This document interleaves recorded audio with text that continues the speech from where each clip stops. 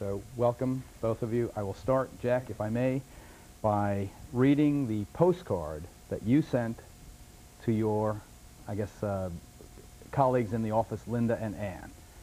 We're having a royally great time here in the UK. Queen E and Di send their love. Robin tried on the crown jewels, have been to castles, palaces, and cathedrals galore, went shopping at Harrods, so all the London sights, a lot more planned for Friday, then off to France on Saturday. Wish you were here. Love, Robin and Jack and your son, Brandon.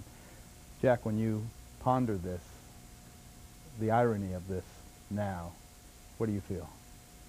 Well, we sent that card out on Thursday, August 28th, and we were in the throes of just a wonderful time in England. I mean, we had been to Salisbury and Canterbury and Stonehenge and Dover, saw everything to see in London, and we were thinking of nothing but the royalty.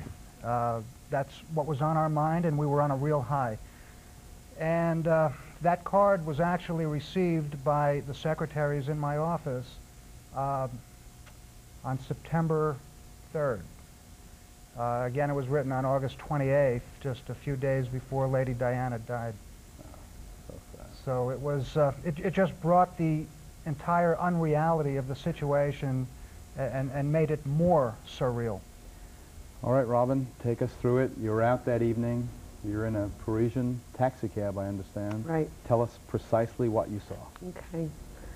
As we were approaching a tunnel, which was going to be taking us through the tunnel to our hotel,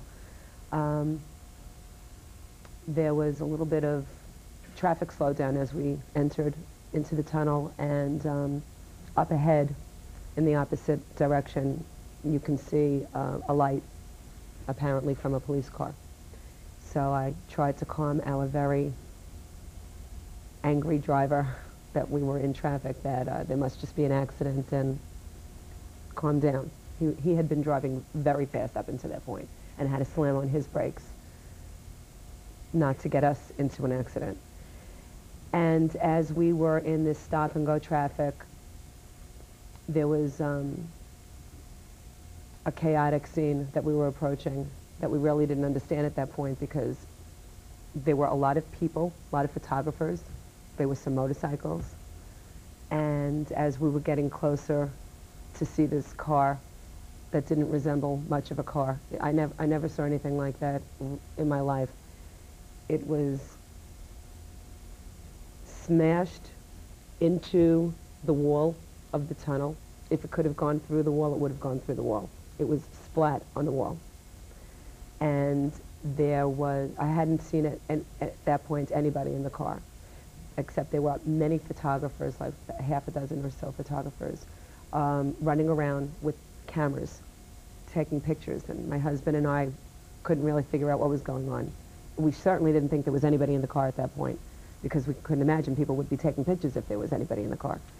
And as we got a little closer, we were able to see a police officer who was, I suppose in French, his version of enough is enough, and trying to push back one of the photographers who continued taking pictures over his shoulder, and another photographer ran around and just about wedged himself in between the tunnel wall and the front end of the car. So they were behaving abominably. Abominably. Abominably. Yeah, the photographers really seemed to have just one thing on their minds, and that was to photograph the interior of the car as quickly and efficiently as they could, to take as many photos that their light bulbs on the flashes on the camera would permit them to do it. Non-stop, rapid fire.